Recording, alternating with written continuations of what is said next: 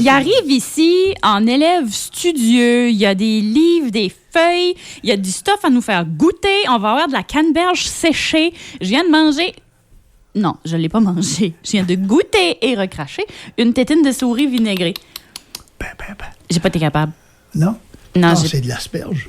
Ah non! Sauvage.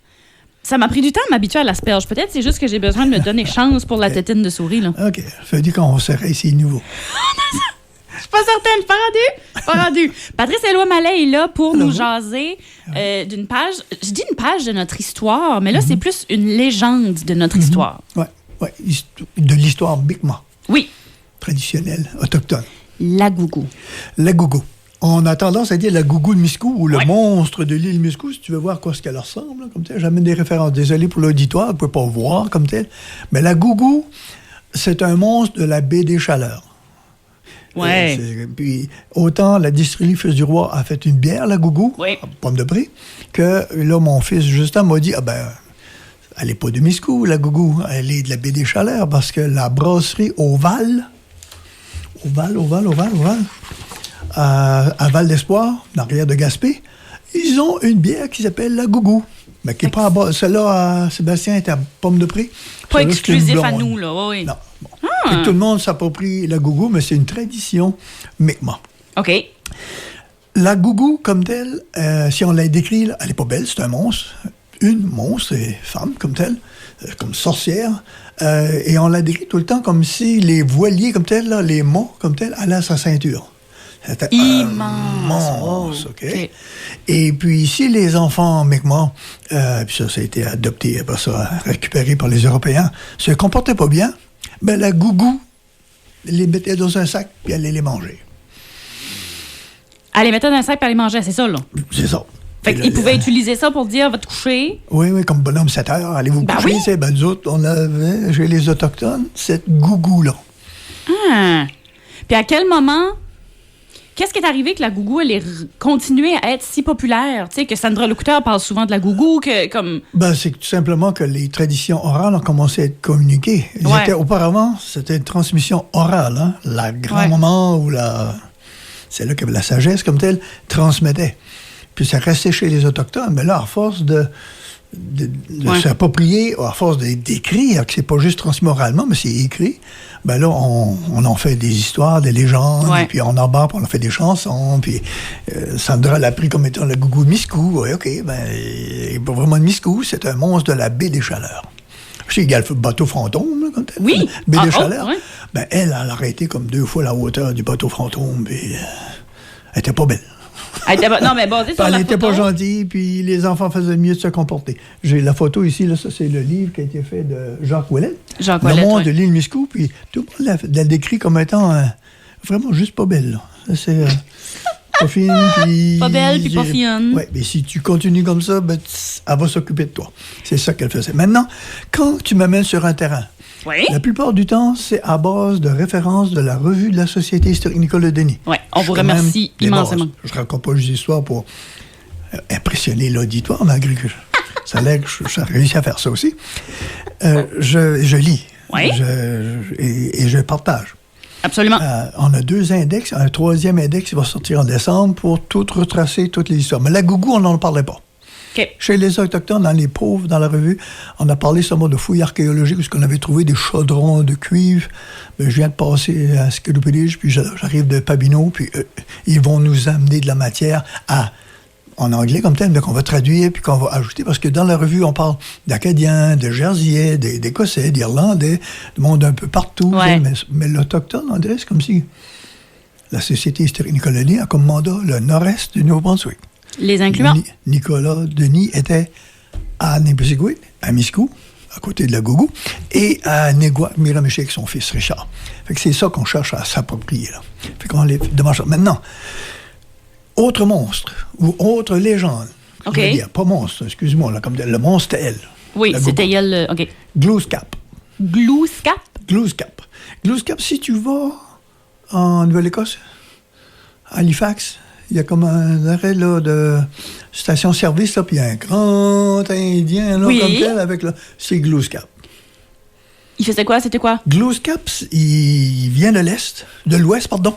Il est arrivé de l'Ouest et c'est lui qui aurait donné naissance à l'homme. Selon leur légende. Il vient de l'Ouest. Il y a tout le temps des racines, là, c'est là, historiques, faits, basés de...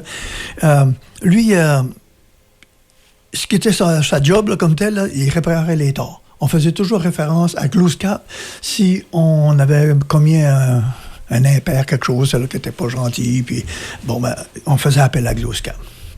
Il y a même, je crois que je l'ai amené, là, si je ne me trompe pas. Oui, tiens, Glooskap. Oh my God! Fait que Glooskap, s'il y avait quelque chose, par exemple, puis c'est les légendes, hein, c'est traditionnel, puis c'est transmission orale, il était menteur. Parce que ses paroles concordaient pas avec ses actes. C'est pour ça que c'est tout le temps comme ambivalent, c'est comme un joueur de tour, puis c'est là. Okay. C'est, bon. Mouine, la légende de l'ours. Oh, OK. Mouine, c'est de l'ours. Elle était... c'est elle qui adoptait les orphelins. Oh!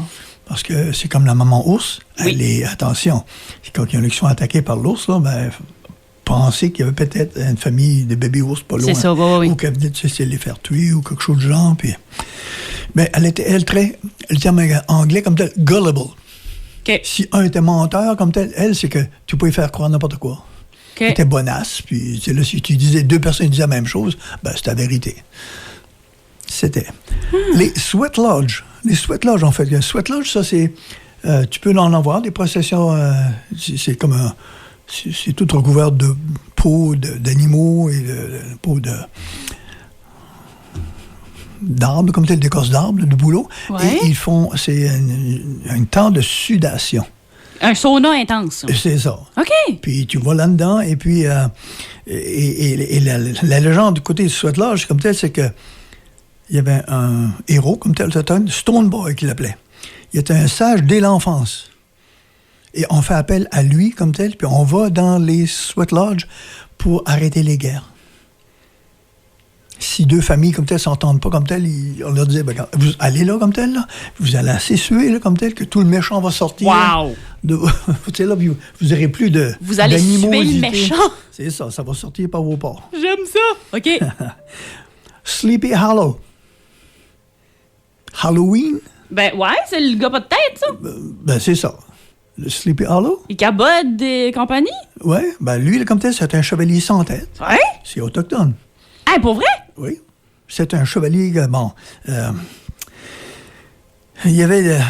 mais c'est récupéré allemand, là, comme tel. Là. C'est les Allemands ont la même légende. Là. Des fois, qui a commencé l'histoire, c'est récupéré de l'un, de l'autre. Il aurait été décapité par un boulet de canon. Boum. Et puis, on le voyait à cheval, comme tel, mais il n'y avait pas de tête. Puis, lui... je ne peux pas rien dire d'autre que ça, là, comme tel. Là, oui, c'est ça la légende. Oui, la légende. Okay. Il y avait une émission là-dessus et tout, là, oui. Oui. Maine, le Medicine Man.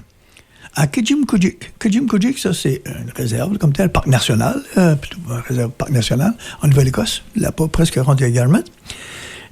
Lui, c'est associé avec Mouine, là, l'ours, comme tel. OK.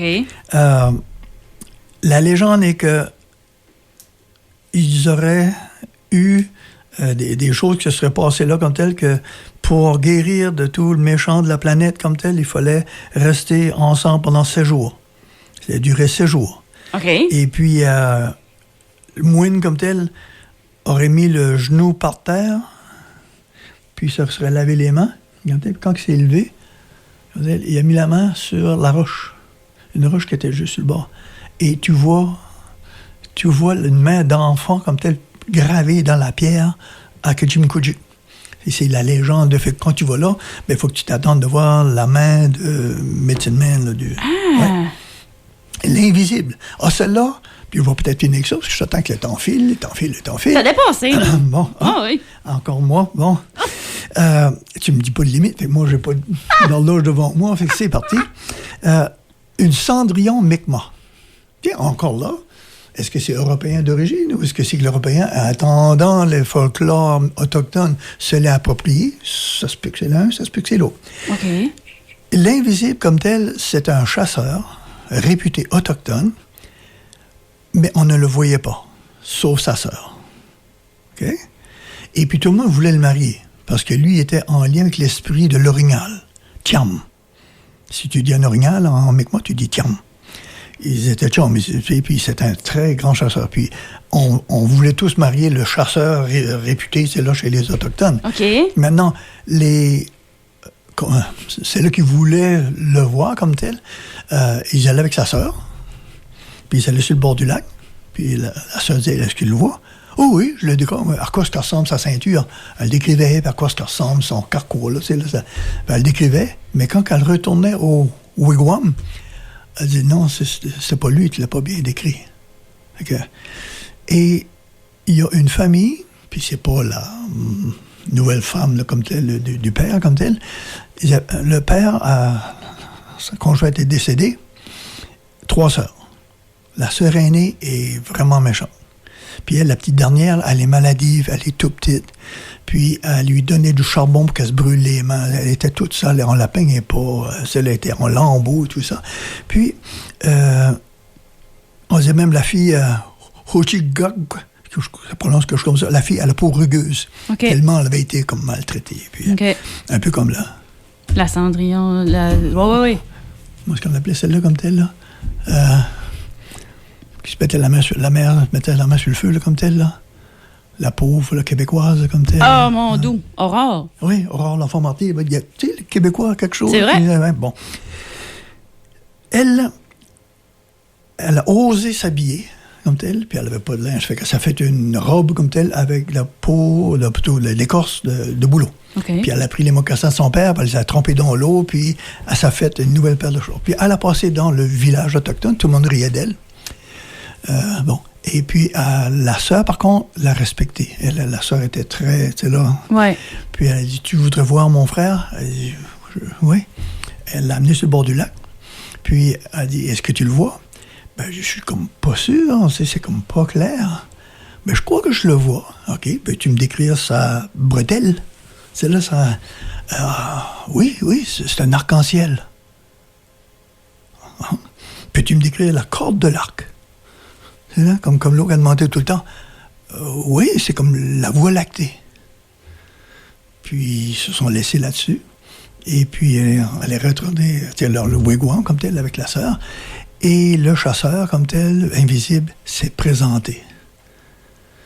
Puis, il y a eu mariage, comme tel, parce qu'elle, c'était un enfant peut-être abusé ou mal laissé, mais elle avait un esprit pur. Wow! Elle ne disait pas raconter des histoires, c'est là juste pour essayer de... Elle a dit ce qu'elle voyait.